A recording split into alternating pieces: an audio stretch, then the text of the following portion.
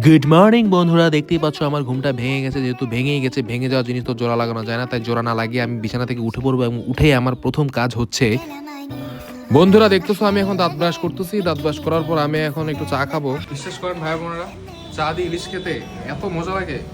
বন্ধুরা চাটা খাওয়ার পরে এরপরে চলে গেলাম একটু মাছ ধরতে। মাছ ধরতে গিয়ে দেখি কয়েকটা ইলিশ পাইলাম ভালোই, সেগুলো আবার ভাজলাম, ভাইজা খাইলাম। এরপরে বিকালে বাবার সাথে একটু অটো দিয়ে ঘুরতে বেরিয়েছিলাম, কিন্তু আরে এই, আমি তো মানি ব্যাগ আনি নাই। কি ভাড়া নাই, টাকা নাই? না, ভাড়া দেবো কেমনে? তুই একটা ইলিশ দিয়ে দি। ইলিশ দিয়ে দিবা?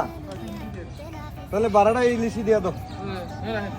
বন্ধুরা ভাড়াটা দিয়ে এরপরে বাসায় আসার পর শুনলাম মেহমান আসতেছে, তাই ফ্রিজ খুইলে একটু দেখতেছি ফ্রিজের মধ্যে কি কি আছে মেহমানদের জন্য। তাই দেখলাম যে ফ্রিজে সবকিছুই আছে, মেহমানদের নাস্তা পানির জন্য সবকিছু ব্যবস্থা আছে। আবার আমার মনে পড়লো কালকে তো আমার একটা সাতপুরা গার্লফ্রেন্ডকে প্রপোজ করতে হবে, তাই আমি লাল টি শার্ট পরে রেডি। লিজা, তুমি কি আমার হবে? তুমি কি আমাকে সবসময় ভালোবাসবে? তুমি কি আমার বাচ্চার মা হবে? তোমাকে আমি সবসময় ক্ষমা করে রাখবো লিজা। বন্ধুরা আসলে চাঁদপুরের মেয়ে গোলাপের চেয়ে বেশি খুশি হয় ইলিশ পাইলে। ভাই আপনি কি খাবেন?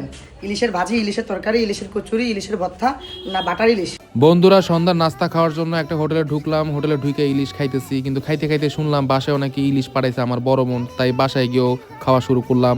আমার বড় বোনের পেজের নাম হচ্ছে তাজা ফিশ, সেখান থেকে আপনারা সব ধরনের ইলিশ পাবেন, সব ধরনের মাছ পাবেন। চাঁদপুর, মেঘনা, যমুনা সব ধরনের মাছ, অথেন্টিক মাছ পেয়ে যাবেন বন্ধুরা।